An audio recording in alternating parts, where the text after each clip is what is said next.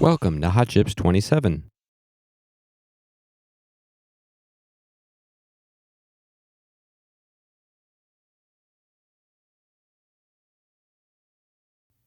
Session 1. Internet of Things.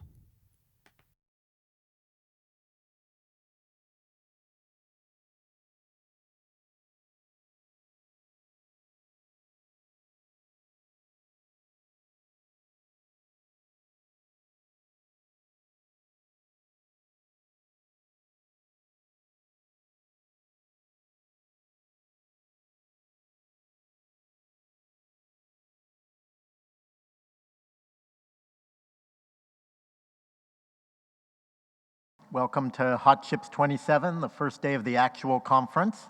We had a really good day yesterday with tutorials, a couple hundred people, and really interesting tutorials on deep learning and on maker-related technologies. So welcome. Really good program for you today. I'll let Benham tell you more about that. I'm going to stick to sort of official business. So the first thing, probably most of you have already noticed that our internet uplink is not working very well, if at all. Sorry about that. We actually spend a lot of money and an inordinate amount of effort to try to have an uplink, and it's one of the most annoying parts of getting the conference going. The internal network is actually, the Wi-Fi is actually working quite well. There's HotChips A, B, and C, as well as HotChips Lobby, HotChips Break. And the password is HotChips, all in lowercase. We project up there periodically the information. Don't everybody jump onto HotChips A. I'd suggest take the month of your birth, counting January as 1, February as 2, modulo 3, and use that to be A, B, or C. And if you can't figure out how to do that, you don't belong here. The problem we have is that the uplink is not working. We get somewhere between 200 kilobits and maybe a megabit of uplink instead of the gigabit we hoped to have, we paid for. And we're trying to wrestle with the provider to get them to fix it. It's kind of depressing in this day and age that we can't get an uplink to work. We have a lot of great sponsors this year, a bunch of new ones as well as the old ones. They make the conference better for you guys, keep the prices down, keep the food and drinks good. So thanks to all the sponsors. If any of you are at a company that next year wants to sponsor the internet uplink, feel free to come find me. I think there are talks later about getting to 5G. Anybody who thinks they're getting to 5G, maybe they could help us get to 4G. So that's the Wi-Fi story. There is one other thing. We have an internal server on the Wi-Fi network with the latest version of all the slides. There have been, of course, 1 or 2 updates since we made your USB sticks.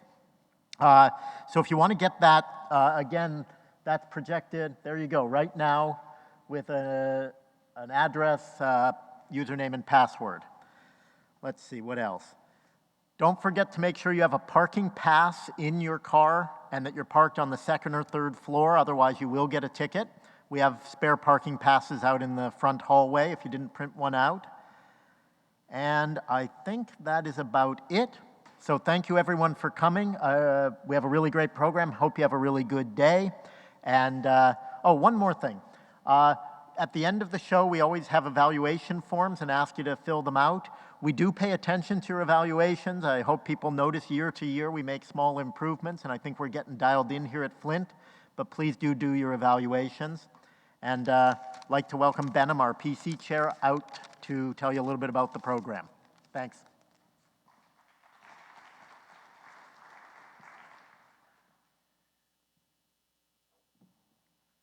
My name is Benham Robert Milley from Qualcomm Research. Also, I want to welcome all of you to the first day of the conference. So we have I think, very amazing program this year. So just to mention a couple of highlights about the program before starting the first session. As you have probably noticed already, the main theme of the conference this year is AI and deep learning. So you had a very good tutorial yesterday on deep learning, yesterday morning. Today, we're going to have a keynote from Youngli Kuhn, the AI director of Facebook, after the first session. And tomorrow, we're going to have an interesting talk from MSR on how to use FPGAs to run deep learning on data center scale. And also tomorrow we're going to have a keynote from Matt Grob, the CTO of Qualcomm, on 5G. I'm looking forward to it. As far as the sessions, we have an interesting IoT session coming up next. And there are also lots of big companies presenting some interesting products for the first time, including Oracle Sonoma, which is going to happen today, and Qualcomm HVX DSP chip. For the first time, it's going to be presented today. We're going to have Altera and Xilinx presenting their latest products tomorrow, and Intel and AMD, the usual suspects, are going to presenting their work either today and tomorrow, both today and tomorrow, I guess. And we have also ARM servers, like every year. Also, one particular aspect that I'm pretty excited about, there are two major events with regard to open source hardware this year. We have the first GPGPU, open source GPGPU from University of Wisconsin, presented tomorrow, going to be presented tomorrow. And we also have the first implementation, full SoC implementation of RISC-V from University of Berkeley, also tomorrow. It's going to be the last presentation. So also want to mention about the posters. We have 8 really great and high quality posters this year, and we're going to be setting them up during this session, the next session I mean, and you can check them out during the break, right after this session, all the breaks today and tomorrow. So make sure to check them out because I'm also very excited about those posters. So for the next session, it's going to be an IoT session. I'm just going to introduce the session chair for the first session. He is Partha Ranganathan from Google, chairing the next session. I'm also going to, again, thank all the PC members for putting together such a great program. Also, thank you for attending the conference.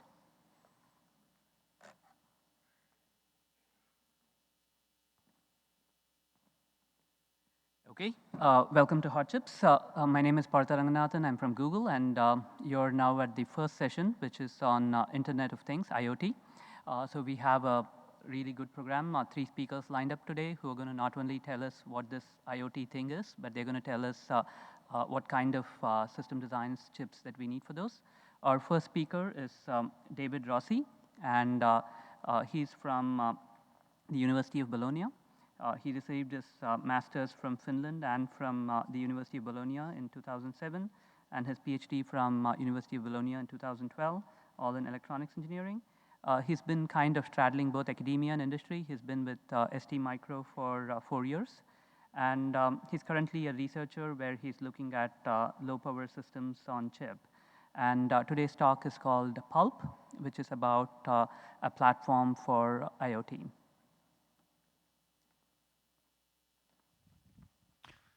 So thank you for your kind introduction.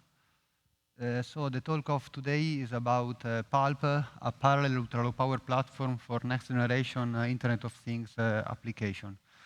So in the last few decades, we have seen a rapid growth of increase of computational capabilities and energy efficiency of digital processing system, so that we are almost ready to reach the capabilities of biological brains.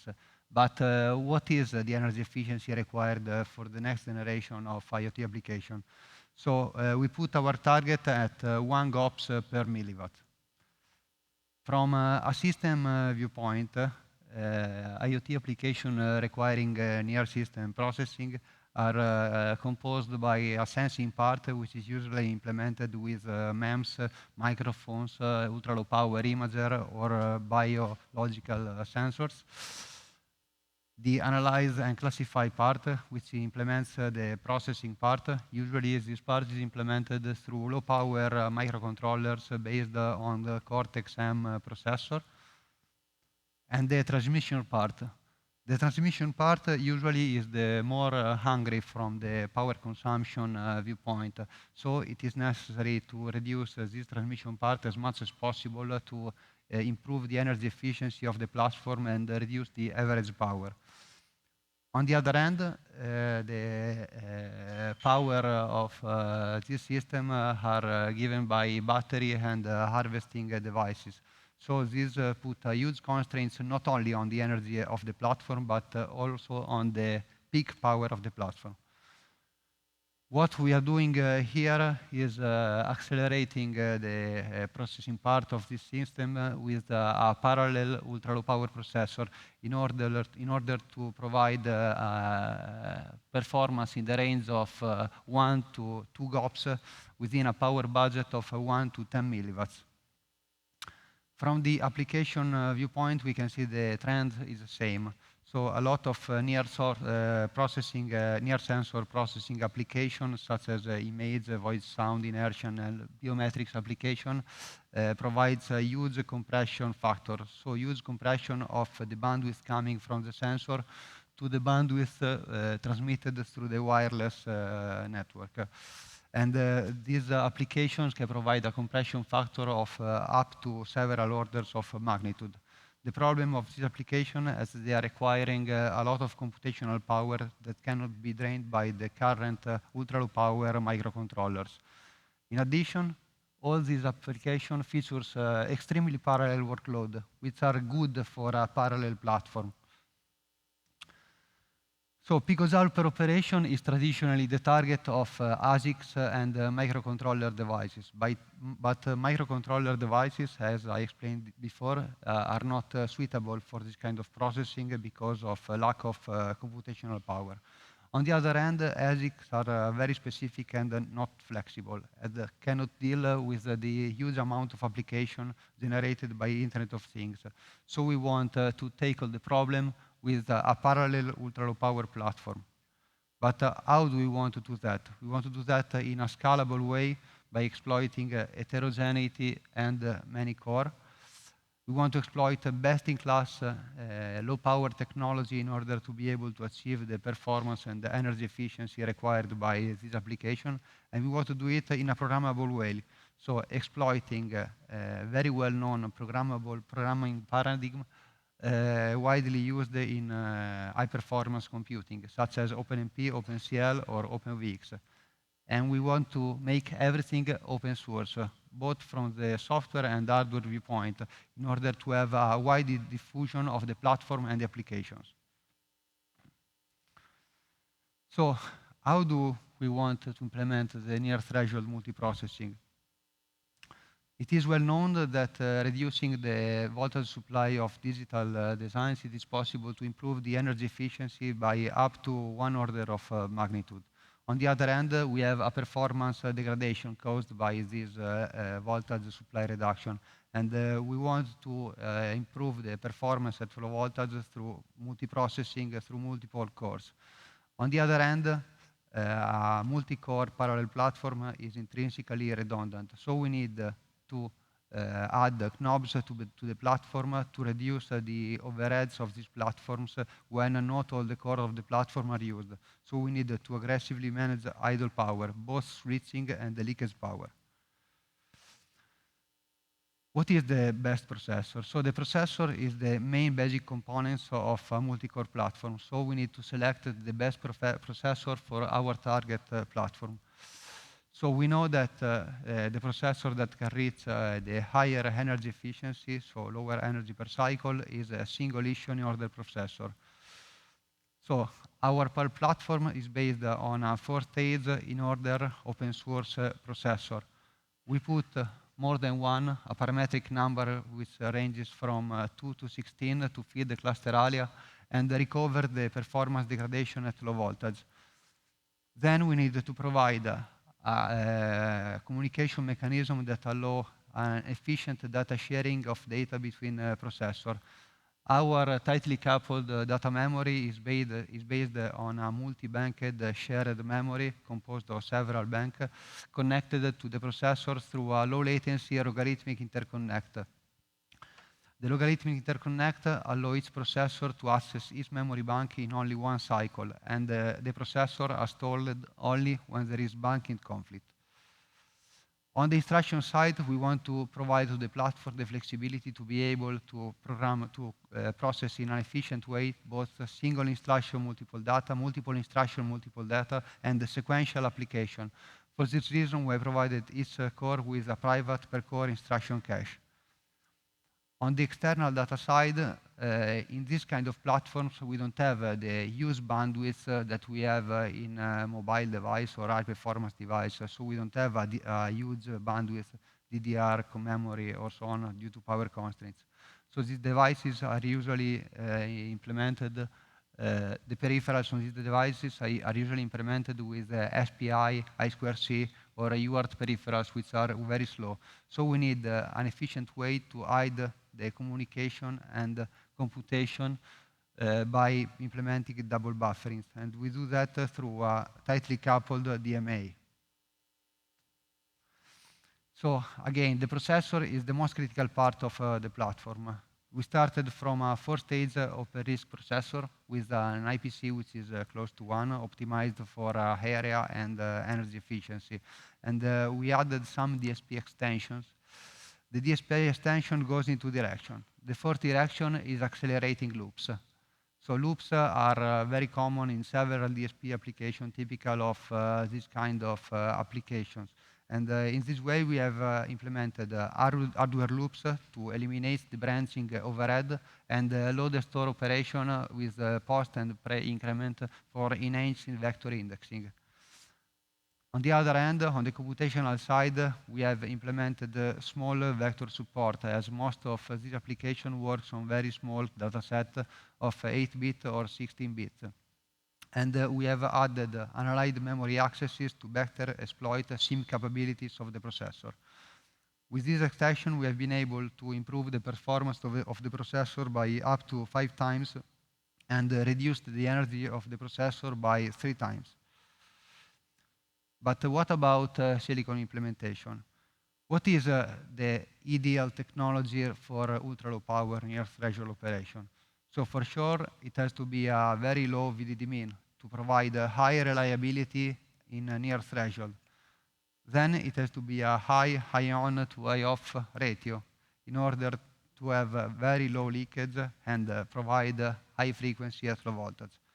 In addition, we need knobs for power management to be able to tune the leakage power performance trade-off, and the knobs for variability management, which is a very huge problem with the deep submicron technology at low voltage. The final concern is the cost. In our first chip, we have tried UTBB FD-SOI technology, and we have seen that it provides quite good features for ultra-low power design for 2 reasons. The first one is it's good behavior at low voltage, and the second one is body bias for power and variability management. More in detail, UTBB FD-SOI technology includes 2 kinds of transistor. One LVT transistor, which is suitable for high performance applications that require fast processing and then raise to halt and go to deep sleep, as it provides a body bias range that goes from 0 volt to 3 volt. On the other hand, the RVT flavor provides a very low leakage power and is very suitable for low power applications. So this technology allows to provide a body bias range which is from minus 3 volt to half VDD plus 300 millivolts. And it provides a very flexible power management. So what do we do with body biasing in near threshold? From our measurement on one of the first prototypes, we have measured the impact of body bias on frequency and the leakage power. So at 0.5 volt, we have measured an improvement by up to 2.5 times by applying forward body biasing, and a reduction of leakage power by up to 10 times when applying reverse body biasing. In addition, body biasing with respect to more traditional power management techniques such as power gating is state retentive intrinsically. It allows a very fast transition for forward body bias state to RBB state and vice versa, and it has a very low area overhead in terms of isolation, power distribution, and on-chip generation. For example, the generation can be, the body bias voltage can be generated with simple charge pumps. But even with aggressive RBB, leakage is not zero. So this technique is not suitable for implementing deep sleep states typical of microcontrollers, but it's very useful to turn off and reduce leakage power in an ultra-dynamic way of a part of the system which are not used during a period of computation. Another big problem of deep submicron technology is variability. Variability turns in process variation and thermal inversion. In our prototypes, we have measured a high dispersion of the operating frequency depending on the chips, and we have also measured a very huge effect of thermal inversion. At 0.5 volt, we have measured a variation of frequency from 0.5 megahertz to 50 megahertz when ranging the temperature from -40 to 120 degrees. The good news is that exploiting the extended body bias range of FD-SOI technology, RVT transistor, we have been able to compensate both the process and the temperature variations. One more concern about related to technology is related to memories. Standard 60 SRAMs have several problems. The first problem is the high VDD min. The second problem is the performance degradation at low voltage. They does not scale as the logic. For that reason, they form a bottleneck for energy efficiency.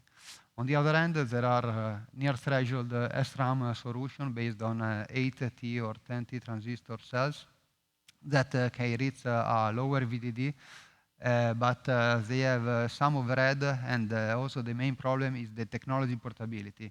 To switch from one technology to another or from one cut to another, they need to be redesigned from scratch with very deep circuit implementations. What we've tried here is to implement memories with standard cells. So there are two main benefits of latch-based standard cell memories. The first one is the wide supply voltage range. Basically, they can reach the same voltage range as the standard cell, as they implemented with standard cell. The second is the power reduction with respect to standard SRAM memory cut. An additional benefit is the easy technology portability. But how do we merge the feature of the technology and the architecture to build a multi-core ultra-low power platform? So by exploiting body biasing, it is possible to partition our chip in several body bias regions. That's what we have done in our prototypes. Our cluster is partitioned in several body bias regions. One body bias multiplexer per region allows to control the well voltage of each region, and each region can be in an active mode or idle mode. This is very good because the body bias multiplexer can be controlled by memory mapped register, and the memory mapped register can be controlled by the runtime implemented with OpenMP or OpenCL programming model in a completely transparent way from the user viewpoint. In order to speed up, to reduce the parallelization overhead and speed up some critical section, especially common to OpenMP and OpenCL pattern, we have implemented a hardware synchronization mechanism. The hardware synchronization mechanism allows the cores to go to sleep after signaling it to an hardware synchronizer. And when all the cores reach a synchronization point, the hardware synchronizer automatically wakes up the cores. Exploiting this kind of mechanism, we can reduce the barrier cost by up to 15 times and reduce the parallelization overhead a lot. Another useful utilization of low power state with body biasing is that of external events. So let's assume we want to program an external memory transfer.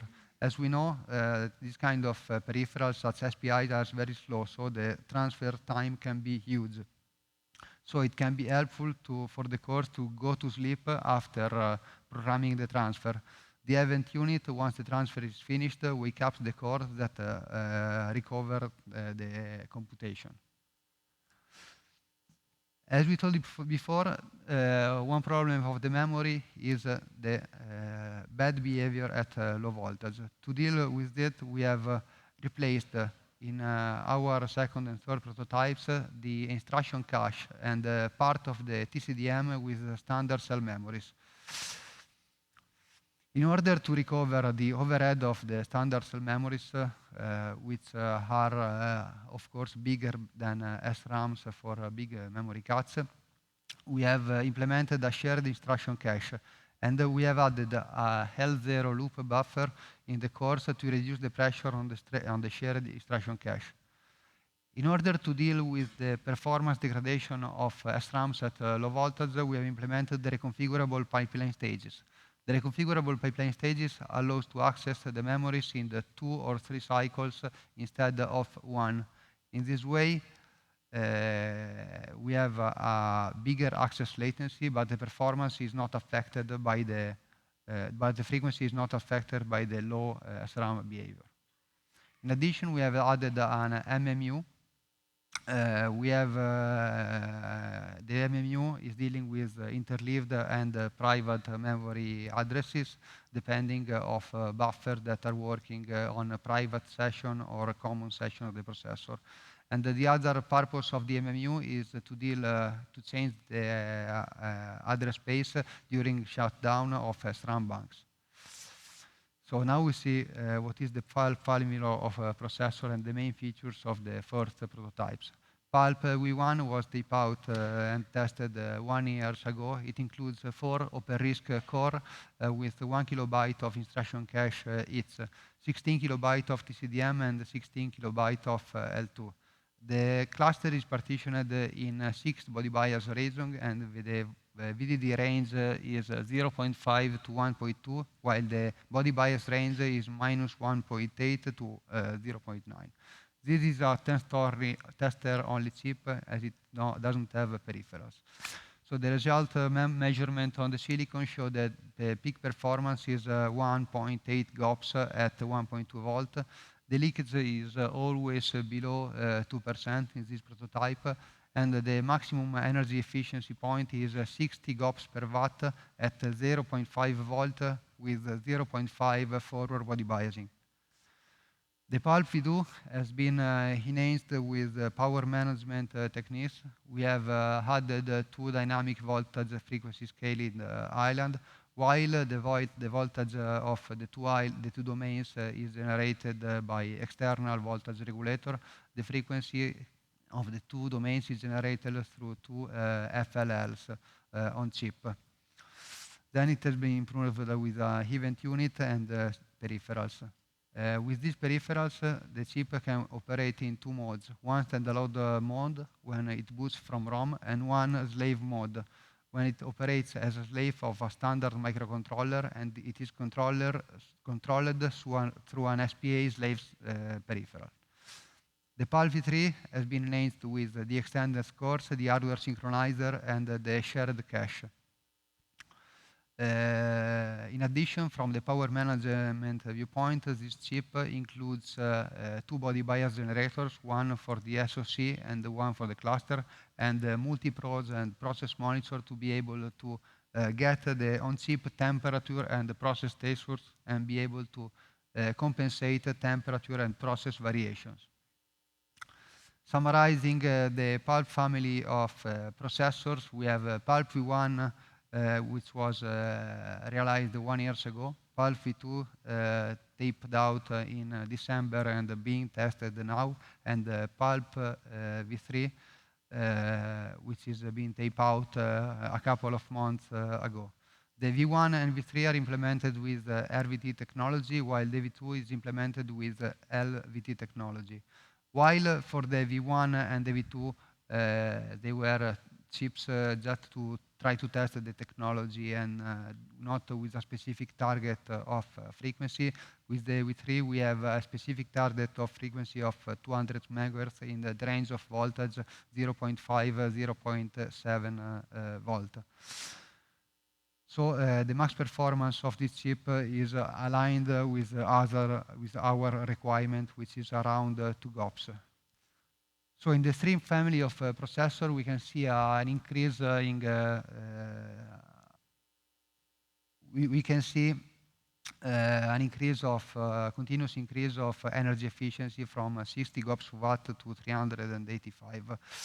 The main performance increase, energy efficiency increase from V1 to V2 is given by replacing the instruction cache and part of the TCDM with standard cell memory instead of SRAM. While from the V2 to V3 is mainly an architectural improvement. We have implemented a shared instruction cache, which also save energy. We have implemented the extended processor and the event unit and hardware synchronizer that allow to reduce a lot the parallelization overhead. So what can we do to break the GOPS per milliwatt wall? We have seen that with the standard processor, we almost reach this wall, but we are not been able yet to surpass it. So a typical way to recover more silicon efficiency is going through hardware specialization. But in the context of a ultra-low power parallel platform, we need to deal with acceleration in a flexible way from the architectural viewpoint, but also from the acceleration viewpoint, because we don't want our accelerator to be stuck to a fixed functionality, but we want it to be in some way general purpose. So from the architecture viewpoint, the accelerator are treated just as other computational unit, just as the processor. They are integrated in the platform by adding a few ports to the logarithmic interconnect. And they are sharing the same memory, the same multi-banked memory as the processor. So there is a zero overhead copy and zero overhead data transfer for a mixed computation between hardware accelerator and the processor. Also, the processor can program the hardware accelerator to a dedicated port on the peripheral interconnect, which is shown here. So from the functionality point of view, how can we give flexibility? So brain-inspired computing has been demonstrated very valid in providing different kind of classification algorithms, such as image recognition and speech recognition. And this kind of accelerator is very flexible because the CNN weights which can be programmed at runtime are the actual program. And by changing the weight, it is possible to change the functionality of the accelerator. In addition, this kind of accelerator can implement several kinds of more classical algorithms, such as FFT or fear filtering. By exploiting the CNN accelerator on PULP, we have been able to increase the performance by 61 times X and the energy efficiency by 47 times X, reaching 8 GOPS and 6.5 GOPS per milliwatt. So thank you for your attention. This is the PULP ecosystem, which is an open source project. If you are interested to get more information about the project, you can ask me or look at that website. Thank you.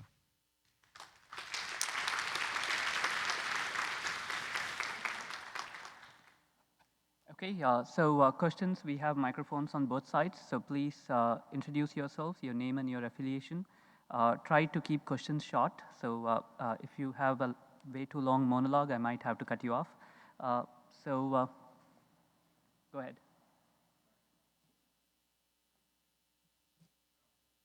Okay, why don't you shout your question out and I'll repeat it. So.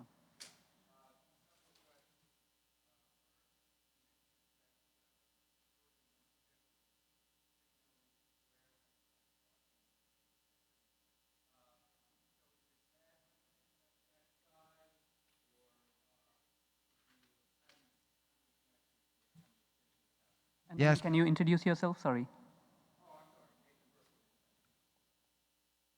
And can you repeat the question? So basically, the question is if the chip is pad limited or what is limited the chip area. So yes, basically half of the area of the chip is pads, and the other half is the core area. So if we wanted to provide an adequate number of peripherals such as SPI, I2C, UART, and so on, we have to do a huge work of multiplexing to multiplex the peripherals on the pads. But half is, yes, basically it's pad limited. And can you tell us the die size of the version 2 and version 3 chips? It's 3 square millimeter. The pad size is the same. So all three are going to be in the neighborhood of 3 millimeters square? Yeah. Wow, thank you. Okay. Chris Rowan of Cadence. I noticed that in the connection between your processors and their tightly coupled data memory, you always go through some sort of a crossbar or interconnect network. Do you know something about the locality of memory references that shows that going through the network is necessary, or that do you understand if a local memory, a truly local memory, might in some circumstances be more energy efficient? You're always paying for that crossbar on every memory reference, which could be a good thing or could be an energy luxury. Do you have any assessment of local memory versus crossbar connected memory? So having a local memory for local data, for example, for the stack of processor could be good. But in general, if you want to process data in a very fine-grained manner, such what happens in GPU, the most efficient way is to go through a multi-banked shared memory. In this way, you don't need to copy data to create process data on your local memory and then move data to another core local memory. This kind of mechanism, the computation is very efficient.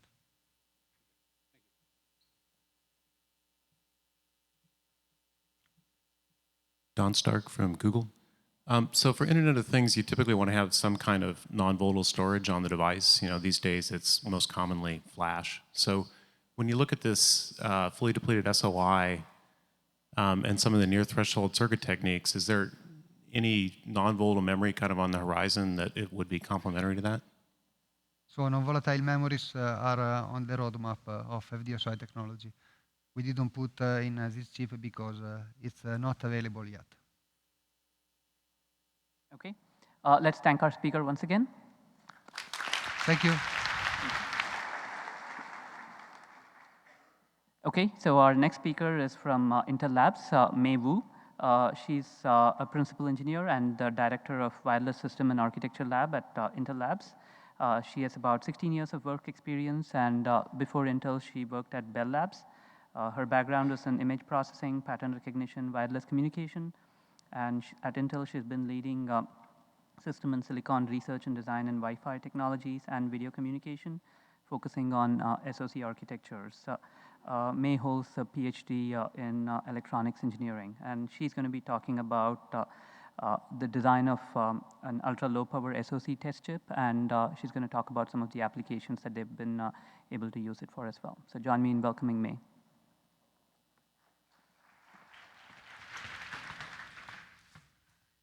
Thanks, Pastor, for the introduction. I'm very short. Stand here. So I'm going to talk about one of the SoC design for the IoT and wearables. So I think the reason we get together here today is because in a few short years, we're going to be counting the collected devices in tens of billions. As you see, the estimates vary dramatically, but the prediction range from 50 to 200 billions of collected devices by year 2020. So from that perspective, massive IoT can become the biggest business in the history of the electronics. For our purpose today, the most interesting of IoT and wearables are those incorporate sight and sound, video and audio. And we already see some devices enter the market, for example, Google Glass. And it's estimated that by 2019, 80% of the traffic of the collected devices are for video. So we think video, audio are the new frontier for the IoT area. But compared to the current streaming application, for the future, the main usage is mainly for the data analytics. So for video audio captured, they are to be analyzed, interpreted in a timely manner, and device need to autonomously evaluate what to see, what to hear, and how to respond, how to retrieve important information back to user as assistant or make a decision. So those devices are becoming more sophisticated. This is what I said, integrated intelligence, I highlighted here. On the other side, the devices need to be attentive to user, to environment, and with or without users' conscious involvement, which also means the devices need to be always aware, always ready. This is what we call always-on listening and always-on watching. But video audio processing requires more power. Especially for the where we are for the IoT and wearable today, it's just the beginning. So as I say, integrated intelligence, that is a new wave. Power consumption is the major limiting factor for those new devices. If we take an example to look at device available today with a video audio capturing function, most of the solution is to capture data and stream to cloud for processing.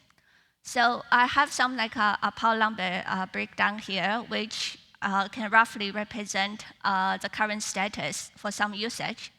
For example, for image sensor, no matter with ISP or without ISP, for the lower megapixel type of image sensor, you pretty much see a 100 milliwatt nowadays.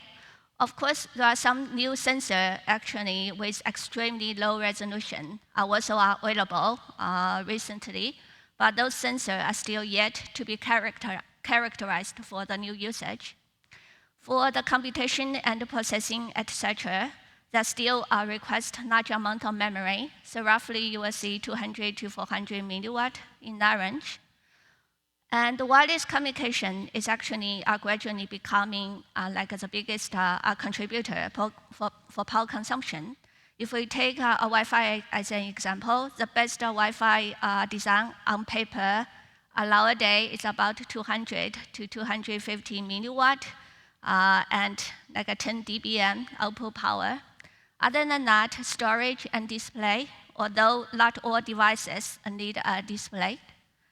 So if you need to keep your video audio capturing always on, so you basically need to charge your device every half an hour and every 2 hours. So what we're talking about here is basically at least there is a 20 times gaps in the power consumption and battery life. So this is what makes us to rethink what are the enabling technologies for always-on IoT and wearable devices. So what can be a better way for doing data capturing and transmission? I'm listing some of the technology area we've been working on for our design here to try to leverage the IoT and wearable use patterns. So first of all, we actually try to push more intelligence on sensing side and device side. So device can process some immediate response and some early request filtering in order to gradually wake up some more complex processing. And also because large amount of data collection is for analysis purpose.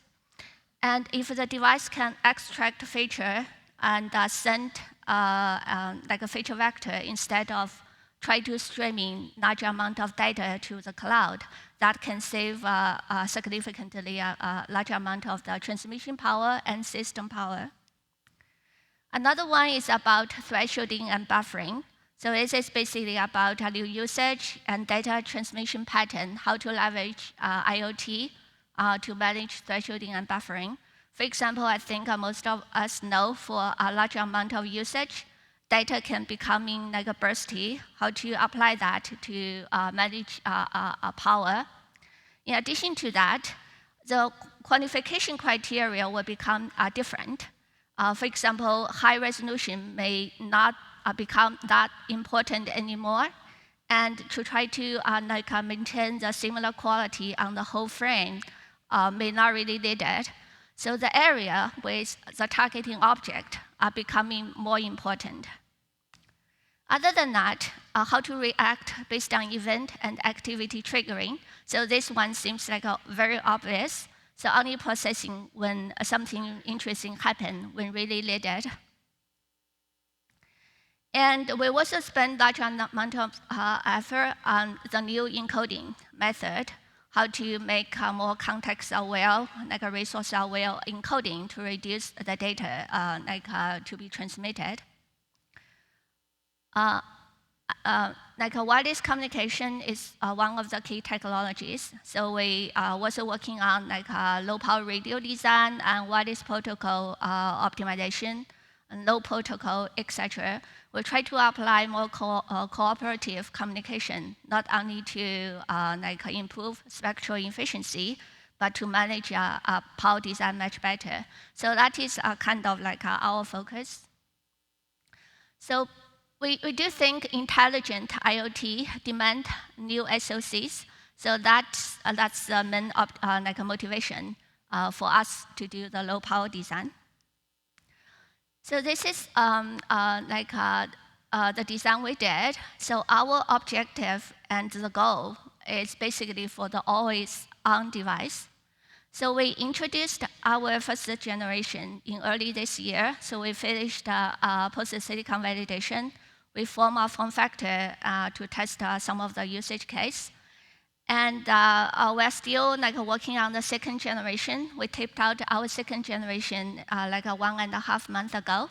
And still a lot of algorithm development and a lot of evaluation still ongoing. So the design was on Intel 14 nanometer process. And for the targeting power number, I put some example usage here. For example, for the speech keyword recognition, it's less than 2 milliwatt. For video capturing with some of the vision processing, we're targeting at tens of milliwatt range. I listed some of the key features on the design. Many a key feature, we want to do always watching, always listening. We included a low power communication module. We apply a lightweight security framework across the design. So for key features. So this is an architecture high-level overview. We have, so the design includes a few very application-driven subsystem modules. And we have, so we have a speech recognition processing subsystem. It does voice activity detection and some of the keyword and command and control recognition. We have always watching processing parts there to handle imaging, and we have a programmable vision processing engine there. So these two parts can share resource together. For example, the pattern recognition we use there can also handle the speech recognition and feature extraction. And we have an embedded communication module on die. So this one will also include the whole RF transceiver design, including other analog circuit on the die. So across the design, we applied a security framework, including small crypto design and different levels of access policy and control. And we also embedded something we called acceleration core with a special instruction extension with some of the subsystem, one with the vision processing path, another with the communication path. So those added in some flexibility to, like, for example, to help on a different application feature extraction, and also to help on manage the local data movement and control.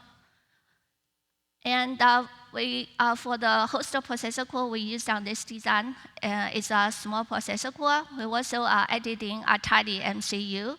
For some of the very lightweight application, we can turn off the host processor core and the MCU can take over.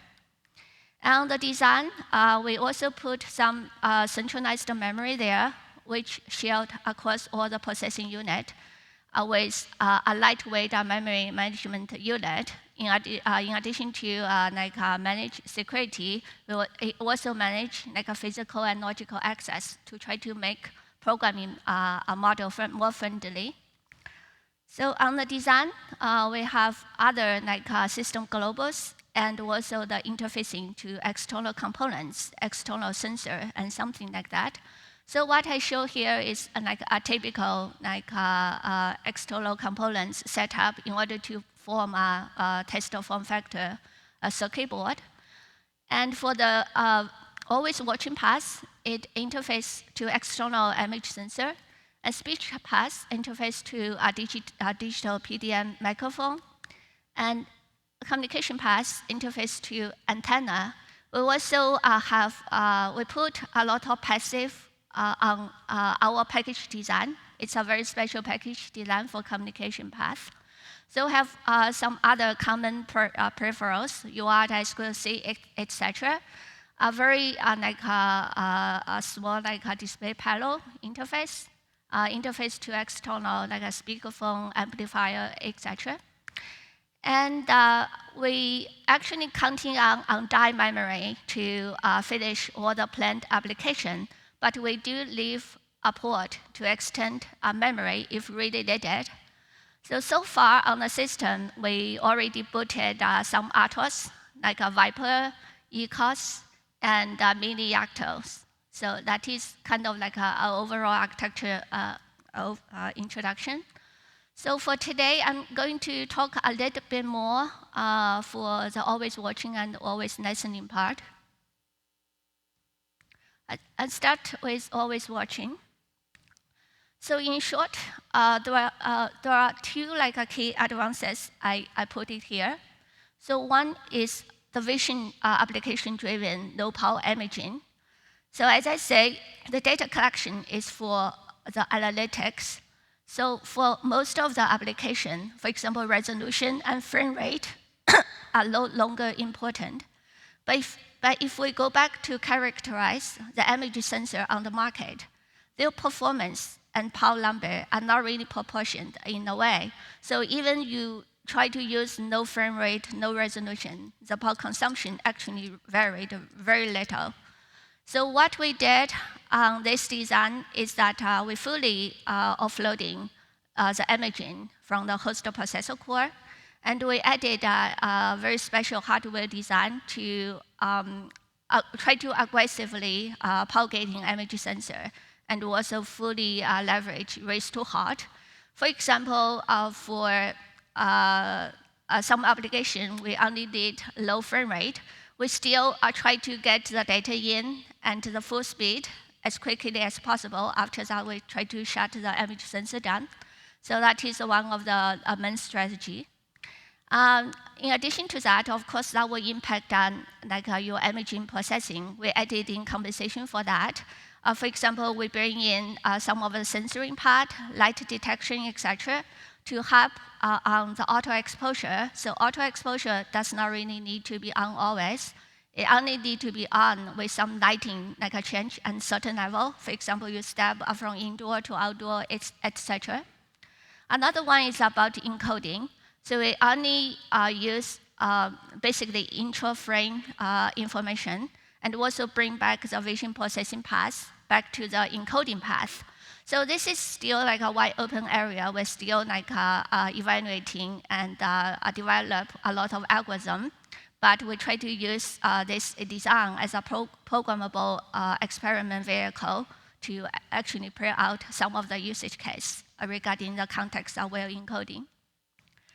Another one is that we added the neural network design on this device.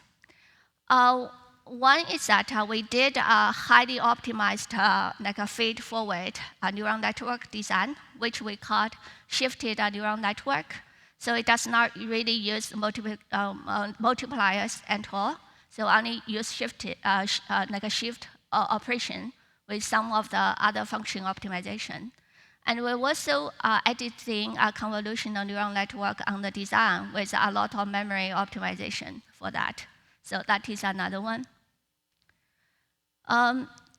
So for the vision, like the communication, we added it in. So the idea is basically we can use the same solution for multiple applications. For example, our input can be signs and object faces and letters or gesture or speech. And we tailored preprocessing for different application to try to abstract some of the early feature. And after that, we supply the output to the common neural network for the processing. So the neural network engine are the same, but the topology and the weights can be changed to adapt to the application. So after that, the output can be feature vectors or recognized results or classification results. So that is kind of like the overall structure. So one thing I want to emphasize on here is that for vision processing, one specific thing and consideration we actually put into this design is to try to identify some interesting area before we apply like a neural network based like classification or recognition. So the device does some quick frame analysis and also like a very quick evaluation in order to like locate some of the targets and interesting area. So because of that purpose, we added in some very special consideration from hardware side. For example, we added in like acceleration for to support segmentation function, something like that. But the key point is that in order to manage the complex better, we try to really figure out a way to identify what is interesting in order to reduce the neural network evaluation. So this is like the hardware architecture, like a block diagram overview. So this is what I mentioned, like a highly optimized neural network, which we call shifted neural network. So this one is a convolutional network with extreme like a memory optimization. And we put actually some of the like a local memory to assist the processing, and also a DMA engine in order to exchange data with the main shared memory. In addition to that, we have a small core with very special instruction extension to help like a very some extra feature extraction to add in flexibility here. So basically, we try to build a hardware software like a mapping program. So typically, we want to like a map, for example, the early processing, frame analysis, quick evaluation to the core plus instruction extension. For the feature extraction and like a heavy recognition, we use the convolutional neural network plus the core and the instruction extension. For some very lightweight classification, we actually turn off those and only use the shifted like a network classification. So that's kind of like the idea. I want to use like a very simple example to try to show the processing flow and also like for some simple algorithm evaluation. So this is a hand posture recognition. So we started with frame analysis and to try to locate, for example, a hand. For this specific case, the device would do, for example, the UV space histogram calculation and using the classification lookup table from the previous frame to try to do a layer segmentation. And for each layer, we run one iteration of k-means to do like a cluster segmentation. After that, update the mass and update the center of the mass, and discard some of the the cluster that does not really have critical mass. And for the detected a center of mass, we abstracted a 28 by 28 windows and applied a CNN to those windows. So in order to yield the recognized gesture. After that, the device will run a k-mean again to update the class centroids and classification lookup table. So this is a very a simple example to show how it runs. But specifically for this setting, for example, we do 2 frames per second or lower, and co-VGA resolution or lower, and the distance between the hand and the device is about 20 centimeter to 1 meter. Responding time 200 milliseconds or lower, and overall for the recognition processing power, and we measured from less than 1 milliwatt to several milliwatt, depending on the usage case. So, so that is about always watching. So I'm going to talk about a little bit more about our always listening path. Let me get all the build here. So for the always listening, what we did here is that we basically do voice activity detection and also speak ID on the device running on the background. And we also do keyword recognition. For example, keyword can be any keyword. You can use that for your device as a lane, and user can train the keyword on the fly. In addition to that, we put tons of a command control recognition also on the device.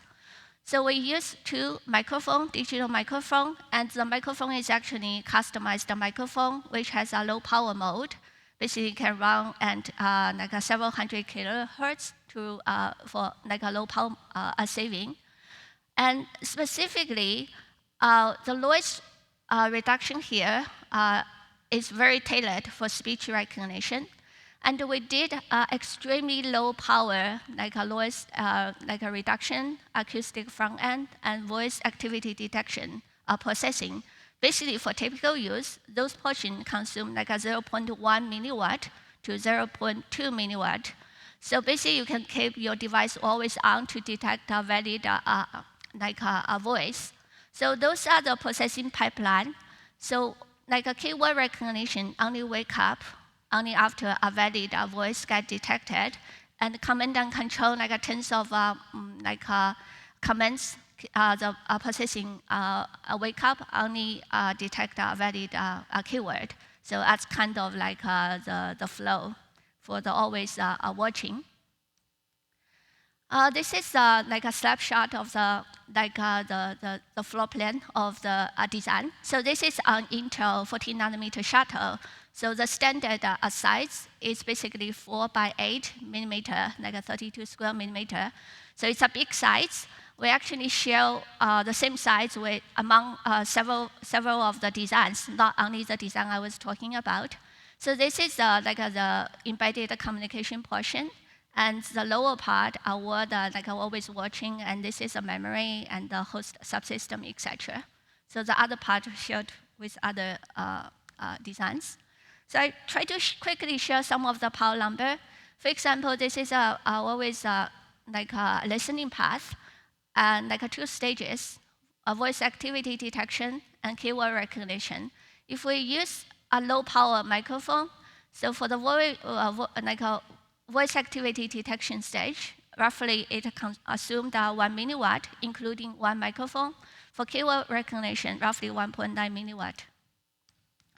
And for video capturing and including, for example, the hand gesture I was just showing, roughly we estimate 22 milliwatt power consumption on die when processing actively. So what I'm showing here is some of the usage cases we try to evaluate and tested. So this is a small form factor test board we built by using our first generation chip. The chip is this one. So this application is like a gesture recognition. We actually have like some music playing on the background. So use the gesture to control the volume up and down, something like that. So this one is a combined speech and like a letter or character recognition. For example, you can write down something on the whiteboard, and this like a small bubble means the letter gets recognized. On the background, we actually said, for example, multiply this or add them together, so it generates some of the results. So we try to use this to try to teach kids to learn something. Like that's the idea. And this one is a more complex, like a gesture recognition. So multi-user and more complex, like a background, like outdoor, indoor, etc. So moving forward, we try to actually like look into the usage that requires the system to make more like a human-like decision. So that is one area. In addition to that, we try to combine like a vision, speech, and sensory data to try to like handle recognition and understanding. And low-power radio wireless design is also another area. So this is a semantics like experiment snapshot. So this is like a real-time segmentation running. But in the summary, and the challenge and our objective is really try to drive always-on revolution. So we try to look into how to manage the power by fully leverage IoT and wearable like use pattern, and how to reduce data to be transmitted, and how to make communication low power. And we also built some new SoC design to try to explore different architecture trade-off, and put on extremely optimized digital circuit and analog design, and try to build a test vehicle for the future IoT and wearable usage. So that concluded my presentation, and thanks for your attention.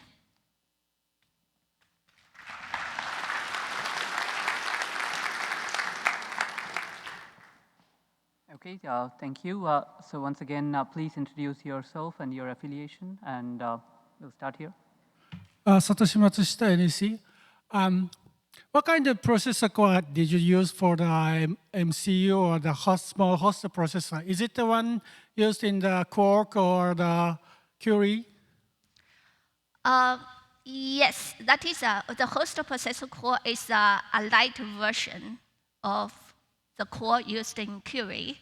So it's like a different version, a lighter version. So we put a host core and also MCU there because for some of the really light application, we actually try to turn the host core off, but just to use like an even smaller MCU core. Thank you. Thanks. Okay. Hi there, Robert Micklin, Ascenium. What operating voltage were you using when you did those power measurements that you're quoting there? So this is a test chip on 14 nanometer. So our nominal power is 0.7 volt, but we also have lower, like the VCC mean type of a power. And for I/O, it's a test chip. We go like a very typical. The I/O is 1.8, and we do have multiple power rails on the design because we also have analog together. Thanks. Thanks. In your block diagram, you have two blocks. One is a shifted neural network, and the other is convolution neural network. Can you tell why they're two different ones? And your diagrams only have dense layers in your evaluation.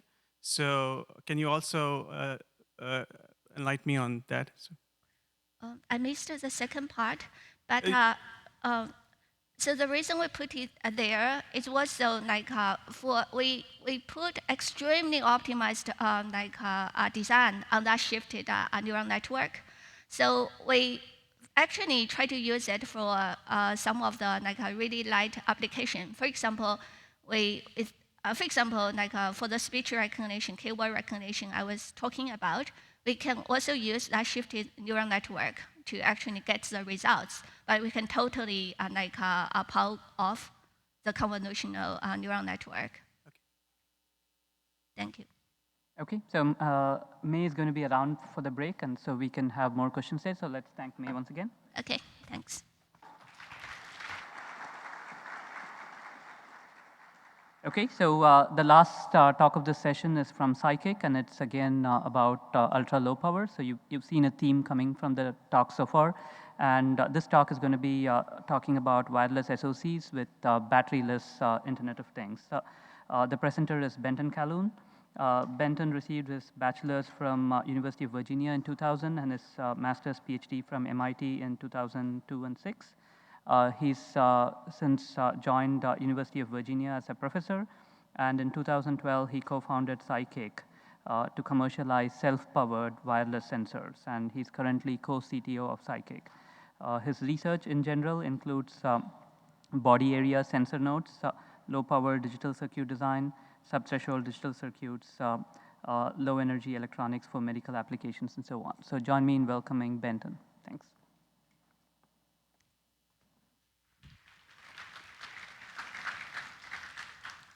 Thank you, Mr. Chairman. Good morning, everyone. It's my great pleasure to be here this morning, participating in this section on the Internet of Things. I really enjoyed those first two talks, and I very much agree with the two speakers before me about the importance of ultra-low power to this IoT space. And many of the techniques that they talked about, I think, are exactly the techniques that we need to apply. Today, I'll be talking to you about PsiKick's point of view on the Internet of Things, where we believe that ultra-low power needs to be applied to enable a batteryless solution to the sensors that will hopefully proliferate in this application area. This is a busy slide because the Internet of Things is an exciting and busy place right now. These are just some of the hundreds and hundreds of companies that are operating in this space and innovating at the level of the devices and protocols and ecosystems and software, trying to capture part of the Internet of Things larger space. These applications are varied. The types of solutions are diverse. The whole space is kind of messy. It's a little hard to tell what's going to emerge as the best solution. It's a little bit hard to make generalizations because of the diversity of solutions in the Internet of Things space. But I think there's one generalization that we all agree on, and the two speakers before me also brought up, which is that if we look at the underlying hardware, power is a problem in this space.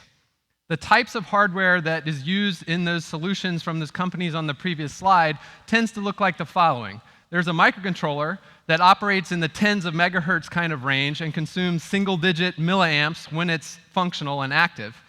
There's always a radio to support wireless operation. These radios tend to use standard protocols like Bluetooth Low Energy, BLE, or Bluetooth Smart is a very popular one. But in order to support the full protocol stack, the radios consume tens of milliamps when they're active. These devices tend to be battery operated. They're almost all battery operated when they're wireless and not plugged into the grid. But those batteries have to support these total active power budgets that are in the tens to hundreds of milliamps. A lot of these devices try to achieve low power by applying duty cycling. Duty cycling makes sense, but basically it just means turning things off.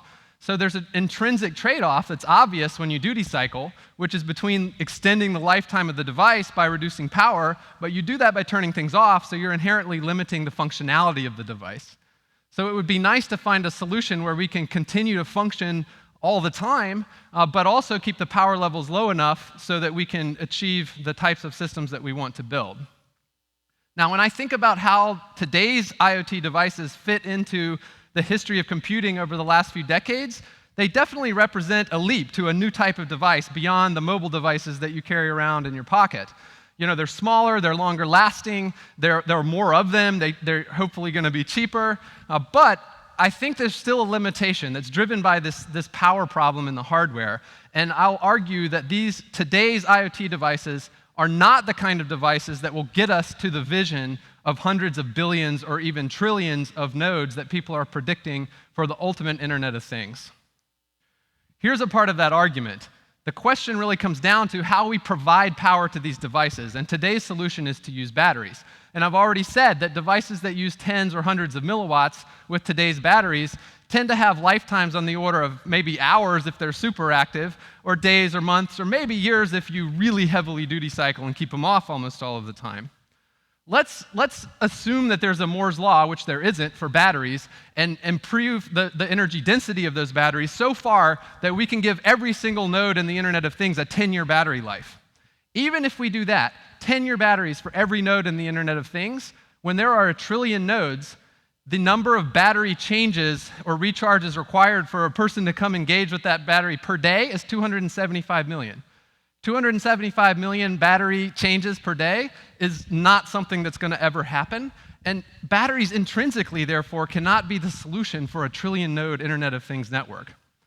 What's the answer? Well, we already know the answer. People have been talking about it for a long time. It's energy harvesting.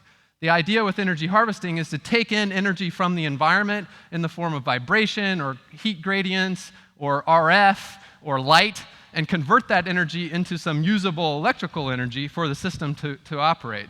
This is a great idea, but there's a big gap between what these energy harvesting modalities can provide right now and the power levels of the electronics. Energy harvesting right now struggles to give you more than a few tens of microwatts per square centimeter. So if you want trillions of devices embedded into the environment around us, they have to be small, and that means that the power budgets that they can reasonably deliver are on the order of tens of microwatts. But the active power is tens or hundreds of milliwatts, so there's a gap of several orders of magnitude right there. So what we need to look at for solutions on the circuit side is how do we build Internet of Things devices and platforms that can reasonably function at active power levels of 20 or 30 microwatts. This is the only way that we can achieve self-powered operation with the kinds of energy harvesting mechanisms that are available today. So let me dig in a little bit more to this idea of self-powered operation from harvested energy. I find it useful to think of this in terms of energy flow. So when I harvest power from the environment, I'm essentially dumping energy into some storage node. And the storage node in an electrical system like this is comprised of a capacitor or a supercapacitor or maybe even a rechargeable battery that, if it's powered by harvested energy, still allows the system to appear self-powered to the outside world. That battery is just acting as a reservoir for charge. So once I store energy on this storage node, I can consume it by using the electronics, which are, of course, going to draw power from that storage node. Now, another key point about the electronics that we build today is that they can't consume energy out of that storage node until the energy reaches zero. There's some critical voltage below which the circuits are not going to function. And so a usable amount of energy on the storage node is basically the amount of energy that I can support while maintaining a voltage on that storage node that's above this critical kill voltage for the electronics. So I can mathematically describe this with the equation on this slide that basically, in a nutshell, says that over any period of time, you can't pull so much power out of the energy storage node that the voltage drops below that kill voltage. That means that you can consume more power than you're harvesting for short periods of time as long as you don't drain the energy node too far. This gives us some directives for how to build good systems for energy harvesting and self-powered operation. First, we'd like to build circuits that can harvest more power from the environment. Secondly, it would be nice to increase the amount of energy we can store, preferably in a small volume. Finally, of course, it's great to lower the amount of power consumed by the load. And maybe a last point is that if we can build circuits that allow that critical kill voltage to be lower, that allows us to get more energy out of the storage node. So let's bring this back and look at the landscape of what's available today. This plot shows the log of a lifetime on the x-axis in seconds, and the average power, the log of the average power on the y-axis. And just for reference, on the right side of the slide, I show some common devices and where they kind of fit on this plot. And those sloped lines on the plot show the amount of lifetime you can get from some common energy storage nodes like a AAA battery or a coin cell battery.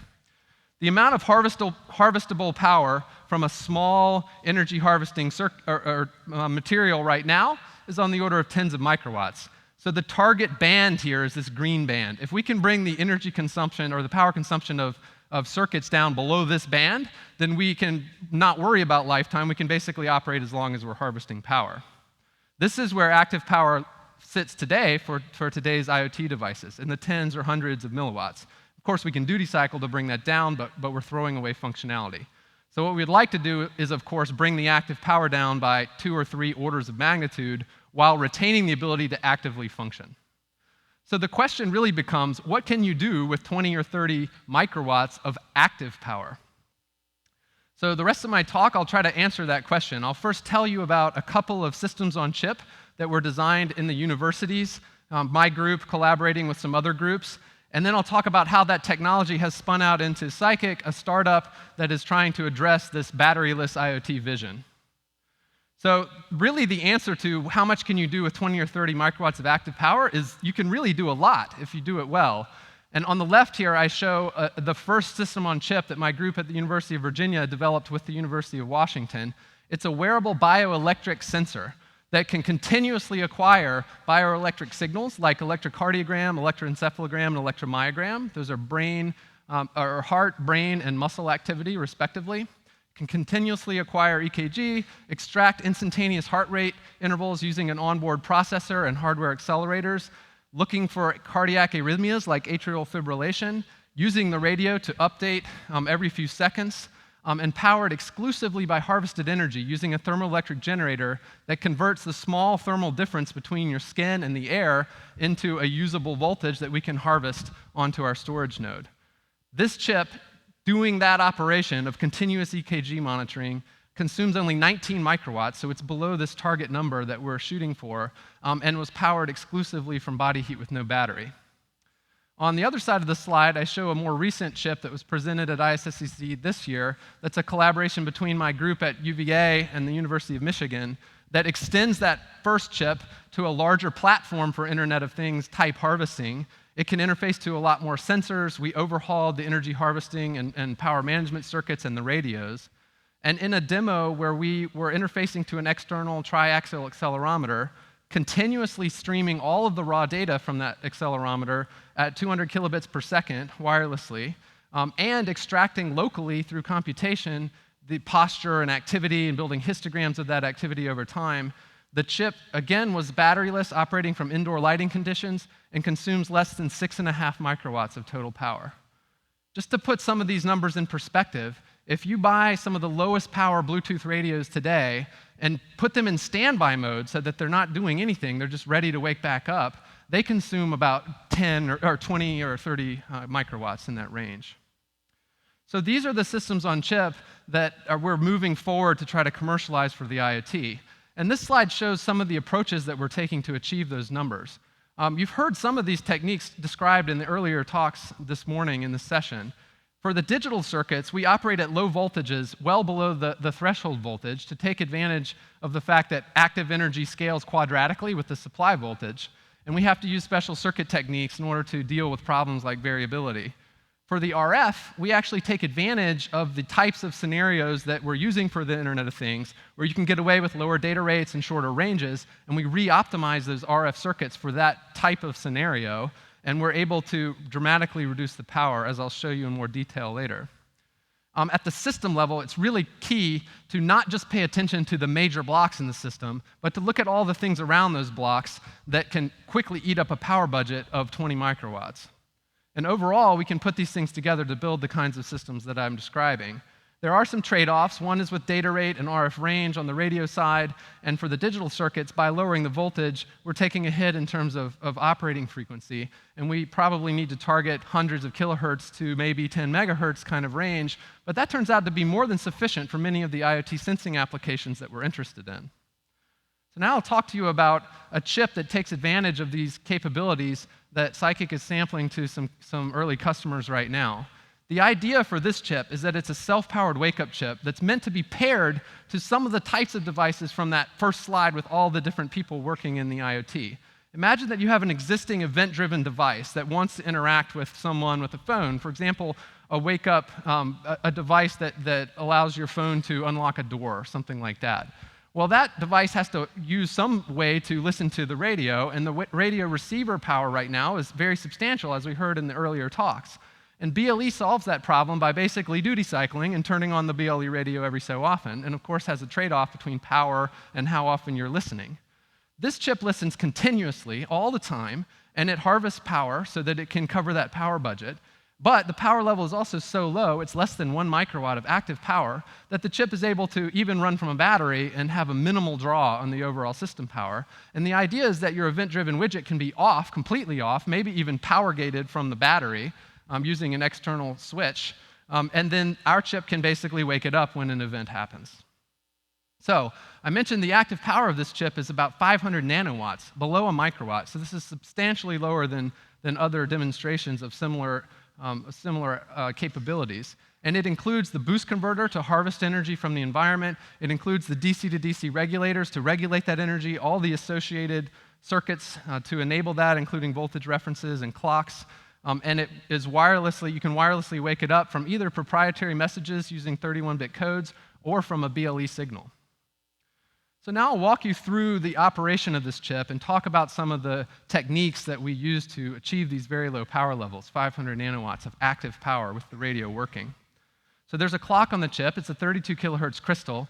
It's biased at low voltage to achieve about a 10 nanowatt operating power. And that allows us to continuously track time, including digital counters that operate in the subthreshold region, so we can do timekeeping and wake up based on time-based events. The energy harvesting and power management system, if you refer back to that idea of an energy flow space, it includes both the circuits that harvest energy from the environment and the circuits that take that stored energy and convert it into usable regulated voltages. And this is uncommon. There are not very many, if any, commercial chips today that include all of that in one place. And we try to do it in a very efficient way, tailored to the extremely low power needs of this chip. The boost converter can harvest from any DC input ranging from about 30 millivolts up to several volts, and it boosts up to a stored voltage on the capacitor or a rechargeable battery of up to 5 volts. And then the DC to DC regulator, which I'll tell you some more details about later, converts the stored energy on that capacitor out to 3 regulated voltages using one single off-chip inductor. Next, we have the wake-up receiver, and there are actually 2 receivers on this chip, aimed at different points in the power versus sensitivity space. So the lower power version only consumes 100 nanowatts while it's active, including the full radio that detects the signal, correlates it to see if the address or the code word that's being sent actually correlates to that chip, and then wakes up. So that's 100 nanowatts at about minus 42 dBm. And the second, slightly higher power at 200 nanowatts version improves the sensitivity to minus 55 dBm. We also have an RF harvesting path that allows us to send RF energy to this chip to either wake it up in the initial state where it has no power, or to provide power if necessary and if the application needs support that. For wake up, I already mentioned that we can wake this chip up with custom code-based signals or from a BLE application using standard BLE radios. We support some general purpose drivers on the chip, one modality that uses an open drain driver that allows us to control an off-chip power switch in case you want to fully power gate that interface widget that you're talking to, the event-driven device. And then we support programmable peripherals, and you can program this chip over SPI and change, for example, the codes that wake it up. Now I'll dive into a little bit of detail on some of the key components on the chip. First, the energy harvesting PMU component of the chip. On the energy harvesting side, we use a boost converter that basically takes the input voltage, charges up an inductor, and then uses that current to dump onto the energy storage node. The boost converter includes maximum power point tracking that you can program off-chip to set the maximum power point for whatever the harvesting material is that you're using, whether it's a thermoelectric generator or a photovoltaic cell. And the kickstart voltage of this, or the cold start voltage of this boost converter is under 400 millivolts. And once it's cold started, it can operate and boost energy from inputs as low as 30 millivolts. The power management unit uses the power management unit uses a single off-chip inductor to regulate 3 rails. One is an I/O rail that's targeted at 2.5 volts. A second is an RF and analog rail at 1 volt, and the final is a subthreshold rail around 0.5 volt. And the total active current of this PMU is about 350 nanoamps, and it varies a bit with the VCAP storage voltage. There are a lot of ways to use this energy harvesting PMU. You can use it to trickle charge a battery. You can use it to charge energy onto a capacitor and then regulate from that. You can turn off either or the boost converter or the PMU. So it's flexible to meet the needs of the application. Here's some measured results of the boost converter, where it cold starts, and then the inductor current starts switching, and it charges up the VCAP node to 5 volts. Here's a block diagram or circuit diagram of the single inductor multiple output DC to DC converter. It uses a buck boost architecture, And the idea is that we charge up the inductor, and then we selectively steer the current from that inductor onto one of the 3 rails, and we kind of flip through the 3 rails in turn. And you can programmatically control which rails are higher priority so that you can regulate the ripple on the rails selectively. And we're able to achieve very high efficiency with this design with minimal off-chip volume because there's only one off-chip inductor. And here's a measurement showing the full functionality of the energy harvesting power management unit, where we first start up and harvest energy onto VCAP, and then we regulate the 3 rails. This is a block diagram of the wake-up receiver that I described. Again, this is a 100 nanowatt wake-up receiver. It's a broadband design that functions from very low frequency up to about 3 gigahertz, and you can tune it to a specific frequency with an off-chip passive matching network. There's a rectifier on the chip that down converts basically to baseband, and then a comparator that converts that into the digital domain, where there are a set of correlators that figure out whether the signal you're receiving is the signal signature that you want to receive. And the chip is capable of identifying multiple signatures, including programmable signatures. There's an automatic threshold control loop, part of the loop to the system, so that if there are interferers, we adjust the threshold of the comparator to basically block out those interferers so we can continue to see the signal on top of those interferers until perhaps the system saturates. There are multiple ways that we can receive data using these wake-up receivers. The first is the 31-bit code that I mentioned before, and we can wake up on either single code patterns or multiple code patterns. So there's flexibility there. We can also receive data using this radio. It's not just a wake-up receiver, but you can send it data in 802.15.4 packet format with small payloads. And finally, we can use a fully standard-compliant Bluetooth radio to send wake-up signatures to the chip that's operating at 100 nanowatts. Here's a measured waveform showing the output of the rectifier and the output of the comparator and the wake-up signal. And this is just a photo of a demonstration where we're using an unmodified iPhone with an app that we wrote that's sending a Bluetooth message from a normal Bluetooth radio that wakes up this 100 nanowatt, always on, always listening receiver. And the range for the sensitivity of this device is on the kind of single digit meter kind of range. This plot shows the log of power for different receivers against the sensitivity on the x-axis. And if you're not familiar with RF circuits, the sensitivity is basically a measure of how well you can hear, and farther to the left is hearing better, and Bluetooth radios sit at about minus 90 or so dBm and maybe 10 or 20 milliwatts of active power. And this data is available online, and it shows a set of all the published receivers recently from ISSCC and the Symposium of VLSI circuits. And you can see the 2 stars at the bottom. These are the 2 paths of our wake-up chip, and they are substantially lower power than any of the other options, although at somewhat reduced sensitivity, which of course limits the range. But again, a few meters is probably what you want for Internet of Things devices. If we look at this slightly differently in terms of energy per bit, which is shown in the log format on the y-axis, against the data rate, log of which is shown on the x-axis, we can see that, that these 2 receivers make a substantial multiple order of magnitude improvement on previous receiver designs. And these are the types of innovations that are going to be required to allow batteryless operation with wireless continuously active. This is just a summary of the results that I've mentioned so far. And again, we're able to achieve with this design fully self-powered operation if we want to do that, or we can operate from a battery and draw from that battery less than a microwatt of active power. So let's take some of these ideas, first from those systems on chip that we developed in the university, and now from these parts that are, or these components that go into the wake-up radio device, and think about how we can apply them to a complete SoC solution for the Internet of Things, with the goal of getting to the point where we really can support 1 trillion nodes in a fully self-powered fashion. What do we need to have? Well, first we want to target an active power consumption of less than 20 microwatts so that we can power from small energy harvesting sources. In order to support that self-powered operation, we need to have continuously active RF receivers and the ability to transmit power and hopefully interact with standard compliant transceivers in addition to proprietary devices, but at power levels that stay below this 20 microwatt number.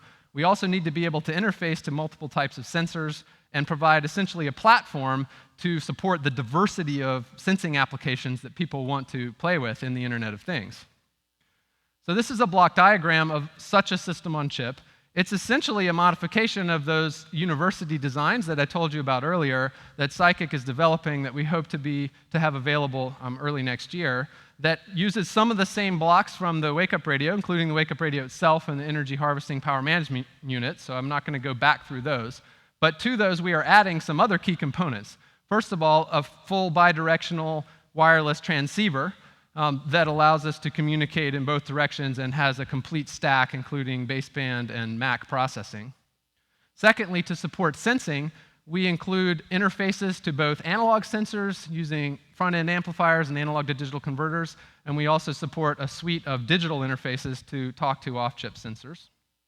On the digital side, we have a complete, fairly flexible digital domain that includes a programmable 32-bit microcontroller, as well as a suite of hardware accelerators that are all operating in subthreshold, that interface to custom subthreshold memories that we've built, and that allow us to do digital operation of a pretty sophisticated nature, but at extremely low power levels. So bringing this back around to the big picture, we think that you can only achieve 1 trillion devices in the Internet of Things by going to a vision where you get rid of the batteries and operate in a fully self-powered fashion. But self-powered operation is only going to work if we can lower the active power consumption of these circuits down below about 20 microwatts. In order to get there, we need to use some of the techniques that you've heard about in this session from the authors before me, and also subthreshold operation and redesigning RF to be particular to the types of applications that you're targeting, and extremely pounding on the system design in order to get all the components, not just the big ticket items, down to extremely low power levels. And in conclusion, I've demonstrated today the results from a sub-microwatt wake-up chip and 2 sub-20 microwatt SoCs that are targeted for this batteryless Internet of Things. Thank you very much for your attention, and at this time I'd be happy to answer any questions that you have.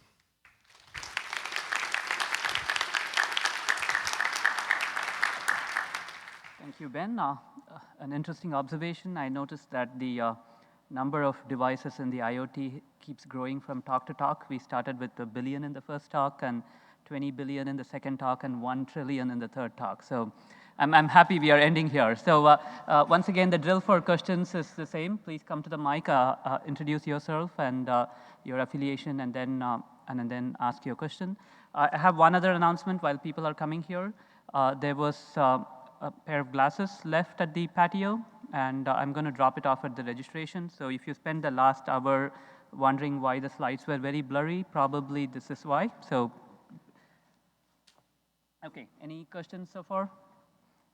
So let me start one off here. So I noticed you didn't talk about the security model at all. So as you kind of design these things, how do you see security playing into all of these? Yeah, that's a great question. Security is something that everybody talks about being essential to the Internet of Things, and I wholeheartedly agree.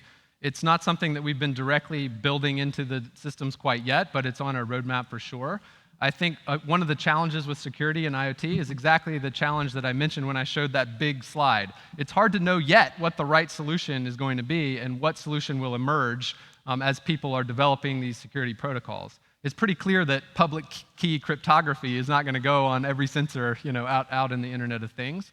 And so we're a bit waiting to see, what protocols emerge as kind of the de facto standards. Okay. Hi, that was a great talk. Dave Patterson from Berkeley. I had 2 questions. One was, what's the MCU you're going to use next year? The MCU on the SoC is an ARM Cortex series. And the other, I really like the self-powered, but I don't understand why, with the cost of Internet of Things, when the battery dies, people won't throw them away. That's a great point. I think in some applications they will. In other applications, they may not want to. I think if we really got to 10-year batteries, you probably could stand to throw them away. But we're so far from that right now that you probably don't want to throw the devices away at this point with the battery after a couple of months or so. Hi, Mayan Gill. Thanks, it was a great talk. I was wondering, you, at the sub-10 microwatt regime, what data rates do you believe we can transmit at? Let's say for about 5 meters or so.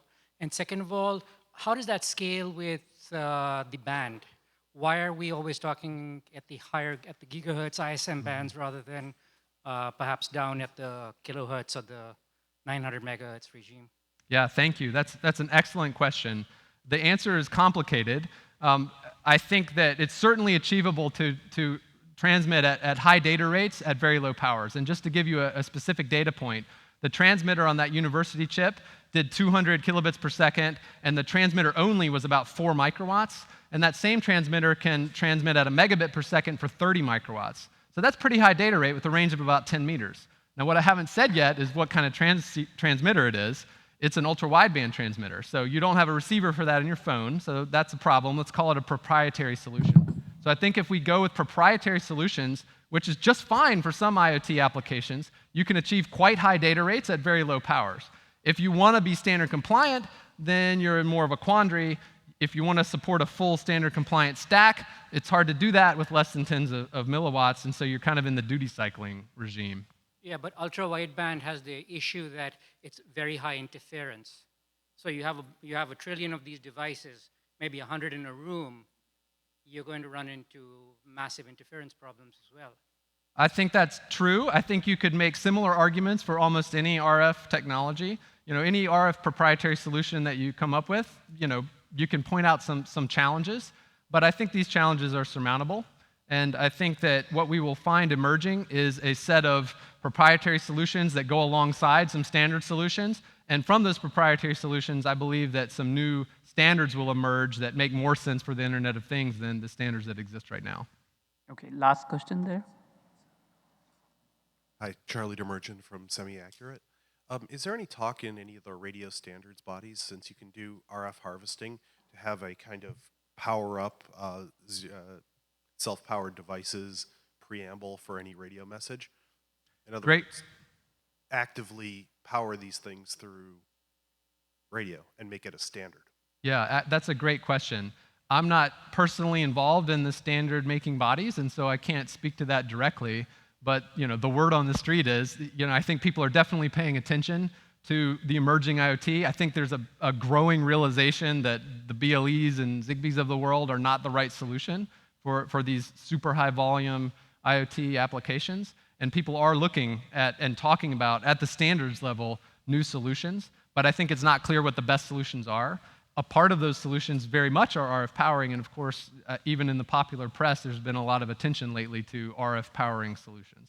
So that's probably a part of the overall equation. Thank you. Okay, let's thank Ben and all the 3 speakers today.